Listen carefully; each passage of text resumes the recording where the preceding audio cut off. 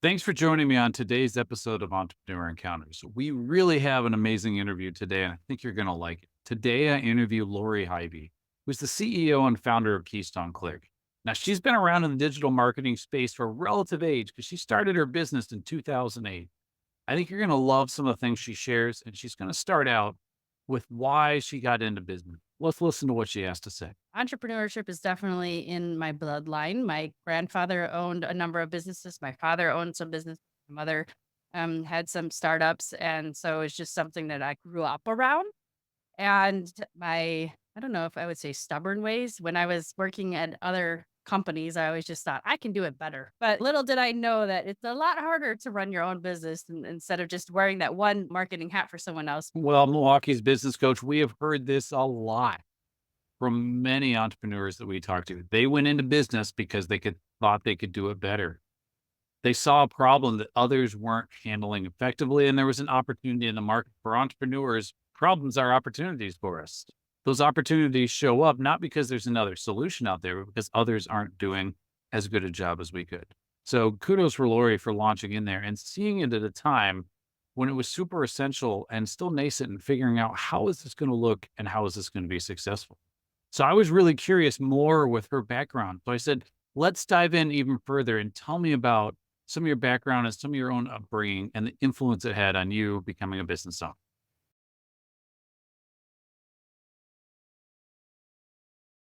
We'll go back to actually when I graduated high school and I started working at a web development company. I was a non-traditional student. So I was going to school nights and weekends while I was working full time at this firm.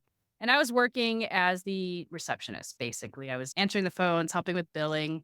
The owner of the company knew that I was pursuing commercial art at the time. And so was giving me some opportunities to learn and implement some of my creative skills into the business activities. When I was going to school, I took a sociology course, and that was actually a major aha light bulb moment that I realized being in the creative space doesn't necessarily have to be I'm drawing, I'm designing things. It's way bigger than that. And the sociology class I took really gave me some interesting perspective that experiences or messaging and culture influence how people make decisions as on that buying journey. And that's really what marketing is. So I changed my major to marketing. So I always like to say I was doing SEO and PPC before those were acronyms that were even really embedded into our normal everyday language. And then I took a new opportunity to learn. And I went to more of a traditional marketing agency where I had the opportunity to learn about outdoor, radio, print, buying ads, and doing things the old school way of things. So I really appreciate what I learned there. But again, it got to a point of I can do this better. Where my head was kind of in that space of I want to do this on my own. There's a couple of factors that really pushed that along. First, it was a small agency. There's three partners, and the one partner that I was working directly under actually got into a motorcycle accident. And I was the only person on the team that really knew his book of business because I was kind of his direct support. So it really springboarded me to that next step in my career to jump in and kind of gave me the motivation to and confidence that I could do this on my own. And also at the time, it was 2008, very challenging job market. I was also thinking about the fact that I really enjoyed digital and I saw that there was huge opportunities in the digital space from a advertising and marketing perspective. The firm that I was working at, again, focused heavily on traditional, wasn't really interested in kind of learning and expanding that. So I find that I wanted to leave the traditional space, move into the digital. Extremely challenging job market in 2008, and that's basically when I said, "Well, I really wanna do this. I believe in it. I'm gonna start on my own." Did you catch that? Lori said that both experiences and messaging impact how customers perceive and make decisions. That's really insightful. She's a born marketer. She was seeing those impacts play out in her regular life. And as a result, she was able to propel herself forward and see an opportunity and make a shift. She shifted in and started doing that and said, hey, I'm going to change and start going down the marketing path. There are many times in our journey when we think we are going down one direction, it's exactly what we need to do, and a better opportunity shows up. Something that we get an aha moment about. And we're like, huh, I think that's the right way. Not every way, and I don't want people chasing squirrels all over the place with the first shiny object we need to move, but oftentimes there's a leading and an opportunity that says, that's an intuitive understanding where for me it's easy and for everyone else it's hard. That may be a sign that that's a place you need to get in. So we're going to go and continue to listen now as Lori goes ahead and goes through the process of what is it actually going to take for her to step into that business and to launch it. I fleshed out a business plan. I did a lot of homework and research on where is digital going. And this was a time when not every company had a website. And some people were thinking, I don't need a website. It's just a fad. Only the really big companies have websites. And I realized that that's going to change. That is definitely going to change. The website is more than just a brochure. It was the early stages of the smartphones too, and people were starting to get their emails on their phones and actually have access to websites on their phones and collect information. So based on my research, I decided there's opportunity here and I'm just going to do it. I started my company in 2008, which is called Keystone. Started out as a website design and development company, and just the natural evolution of the internet, we now position ourselves as a strategic digital marketing agent. The reason this evolution came to be is people would come to me, okay, now I've got a website. How do I get found on Google? Or what's this thing called Facebook and how do I use it? And I would just tell them, yeah, this is what to do. And their natural answer was, well, can you do it for me? So of course I'm going to say yes. We really focus on helping our clients build brand awareness and generating leads online. We do that by first conducting research on behalf of our client customer to help them better understand where to be positioned, what message to say, and to help them really achieve their business goals in the digital space. So Lori said something there that I believe is one of the unique differentiators that separates entrepreneurs and small business owners from employees and folks who are fine going down the W-2 route. This is really, really important. She had the ability to see something that she thought everyone else had missed. If you heard her at the time, people were kind of like not really sure how much they actually needed a website. Maybe some of the larger corporations with the big footprint had really decided you needed to have it. But what about as a small business? Do I need one? That's funny when we look at it now. And now we're like, I need a website, I need these social media accounts, I need all this stuff. But she saw an opportunity there that others were missing. And as a result, she ended up being out on the leading edge of that horizon. It's kind of scary because just because we think that it's what other people need doesn't mean that's what other people are going to think. And that's a scary leap. It's something you have to go and validate. And so that's what we want to hear from Lori next. Is she shares a little more about how she goes through her sales process and figures out how to pick up some gem. And you guessed it, those listeners to our podcast know we're going to be talking about customer discovery. That's that process of actually interacting with potential customers, hearing what they have to say and learning from them. Let's listen. My sales process is twofold. One, I'm very much heavily focused on education. And the more that you create the awareness that there's opportunity out there and also what's happening in the industry and the evolution of what's happening in the space, the more that that ideal customer is going, oh, this is really interesting. Why aren't we doing this? So there's a little bit of interest that's piqued by that. But then just having an initial discovery call is what I like to call it, and where I'm just asking a lot of questions about their business and figuring out what is their goal that they're trying to achieve? What does success look like for them? And why aren't they on the path to achieving that right now? And so digital marketing is all about saying the right thing at the right time in the right location so that your ideal customer sees it and is interested. At the very least, they're raising their hand saying, I want to learn. So that's a tough nut to crack. It's a process to kind of, I always like to say, peeling the onion questions to kind of like go deeper and deeper. When someone comes to me and says, I need you to run my Facebook account for me, my first question is why? It's not, sure, we can do that. My question is, why do you want me to run your Facebook account for you? Well, that's where my customers are.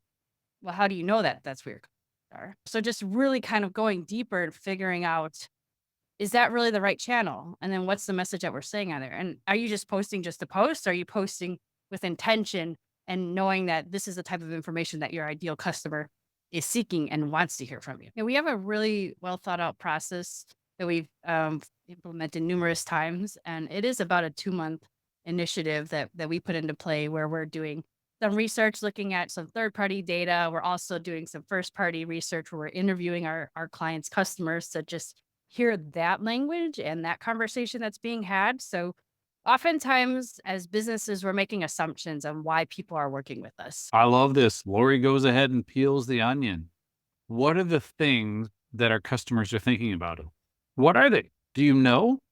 Oftentimes we don't know until we get into that process and start to learn and understand. Lori said she spends the first month or couple of months understanding from their customers, her clients' customers, what they actually think and what's going on. One of the biggest problems we can fall into is guessing and being unsure. Maybe you need to take a look at doing some survey results, maybe do some follow-ups, maybe dig into some of those testimonials that people have. Maybe at the end of a session, you ask for some of that feedback and you listen and you digest it, not to confirm some of the things we think we already know, there's confirmation bias, but to really make sure we got our listening ears on and that we're hearing what they have to say. Lori goes on to tell this great illustration point. So let's listen. A great story that I like to share.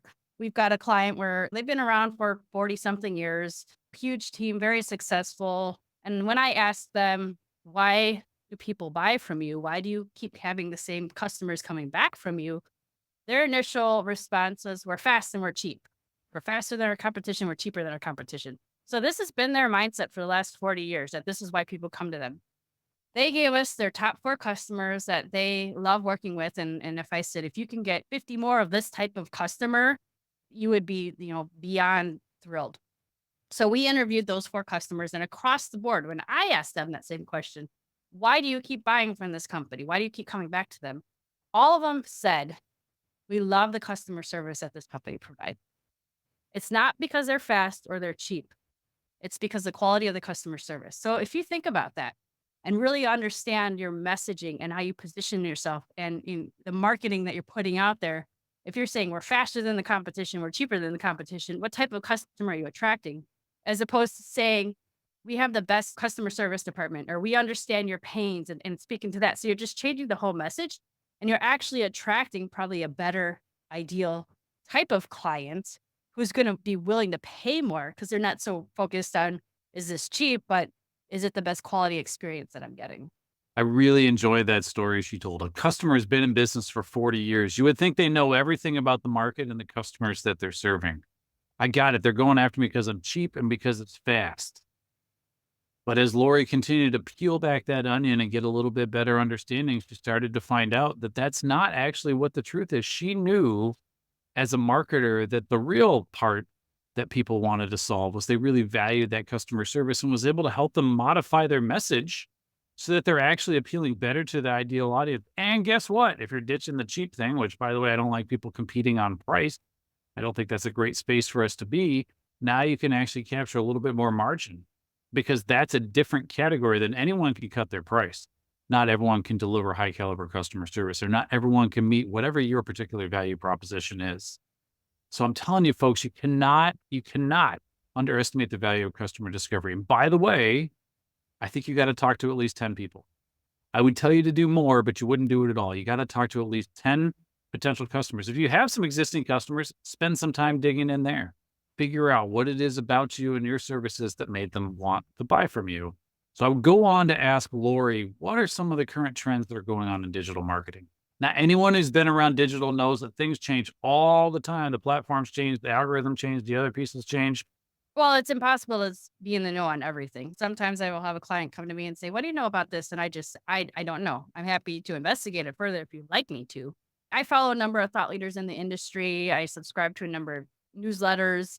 And for the most part, I read the headlines. And if I see a trend in the headline, I need to play with it a little bit and see, is this a viable tool for any of my clients?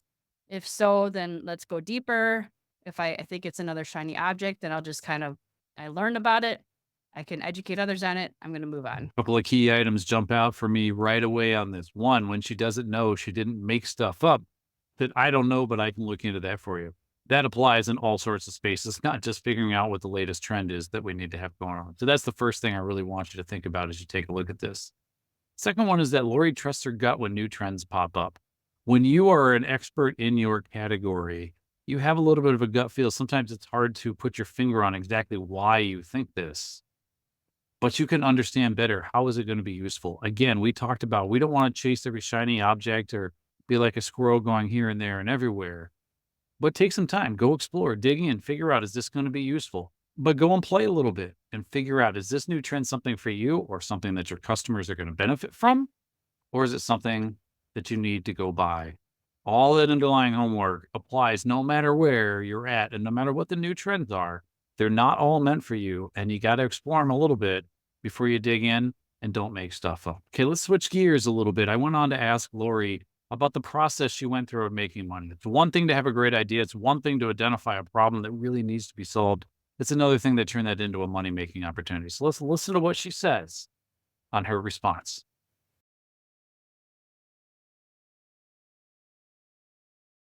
This, in all honesty, was a huge struggle and pain point for me for the first few years of running the business because this was an area that I was not educated on. I went to school for marketing and I decided it's all creative and fun stuff. I don't have to worry about the financials and the spreadsheet.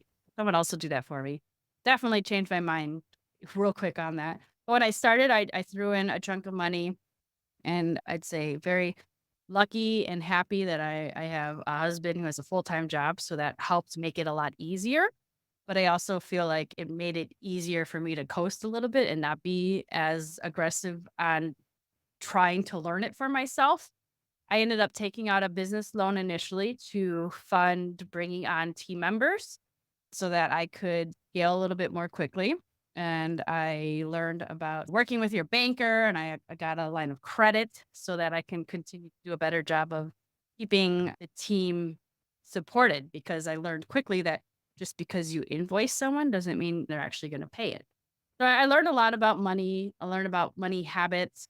The first few years of my business, I was just focused heavily on I love marketing, I love helping other people, and I was terrible at invoicing people. I mean, really, if I reflect back, I gave away so much free work and advice. And it's not that people were taking advantage of me, it's just I wasn't taking the time to actually invoice accordingly and charge what I'm worth. And I know a lot of entrepreneurs don't do that. They don't charge what they're worth.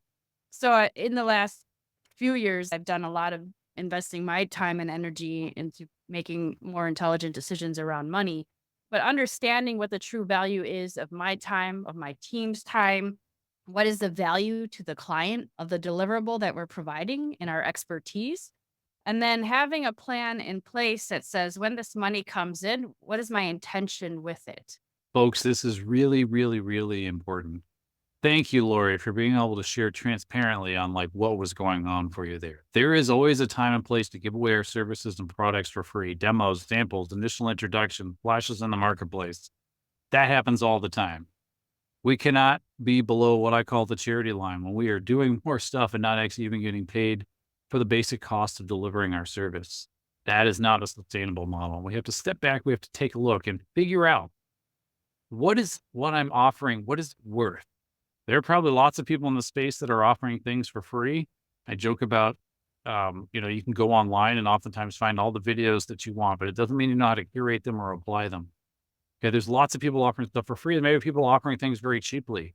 But what are you offering that's uniquely important that ties to your value? I want you to figure out a pricing model that ties much more closely to the value you're actually delivering to your ideal clients, because that's the space you need to carve out. That's the space that's going to work for you. Yes, you probably chuckled too and talk about getting on the invoicing and some of the other things that are about working on the business instead of working in the business. We all go through those learning curves.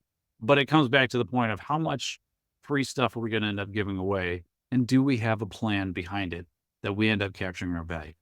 We talked to a lot of our clients at Milwaukee Small Business Coach about figuring out some of that value and getting pricing strategies and plans in place that are actually going to make sense. So if you're interested, reach out to us and let us help you figure out where's your value sit and what's the right way to approach the market with it. So Lori's going to go even deeper and she looks back and she reflects. If you could change it and do it all over again, how would you make it different? And I think if I would go back and do this completely differently, I started the company because my family had the entrepreneurial blood in. And I'm like, well, they did it. I want to do it.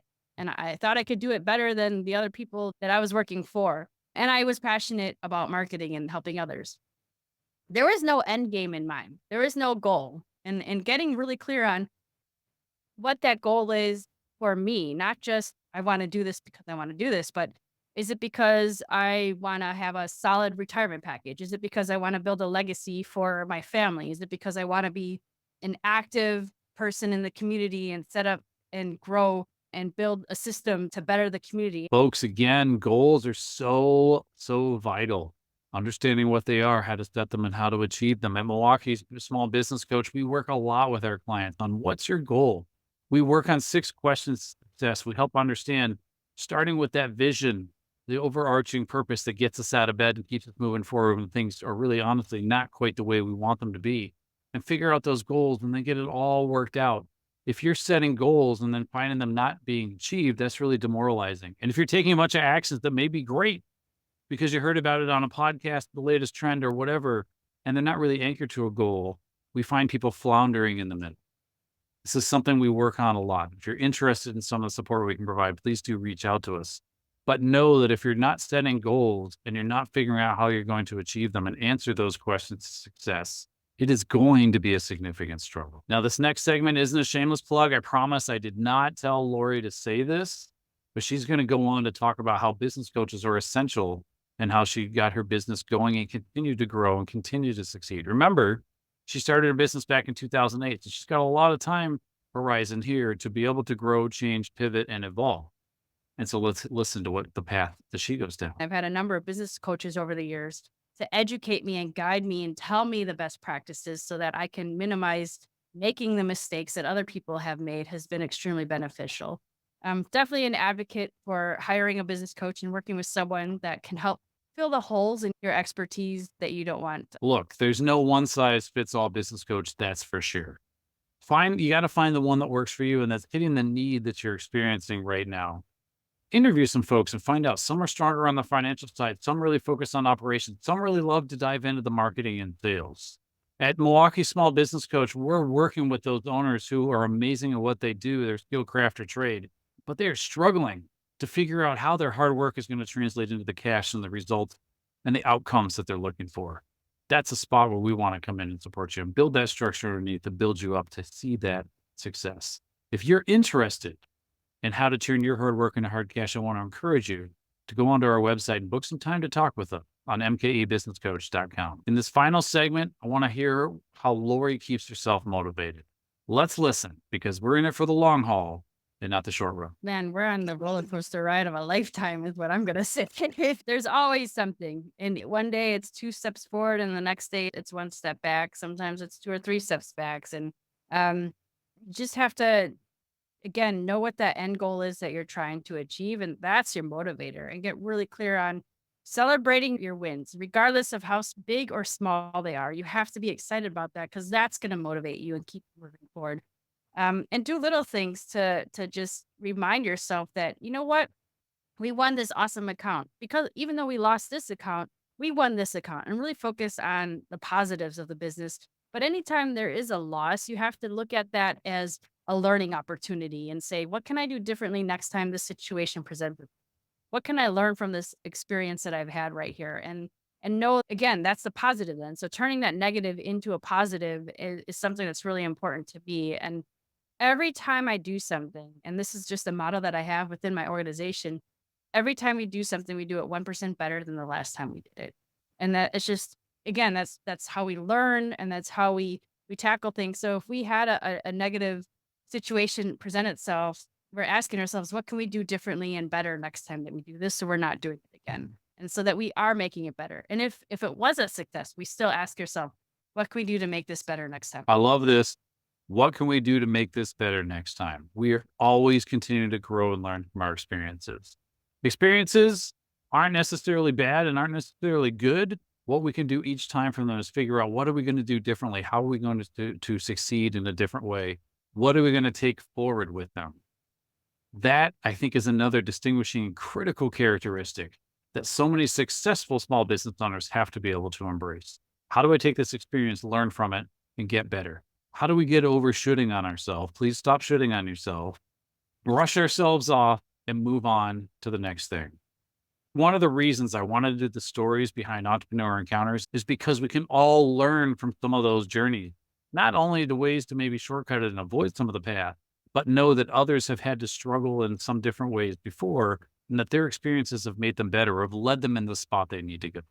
So do focus on being positive and stay motivated on what's going to keep us move forward. Let's do this together. We can get it done.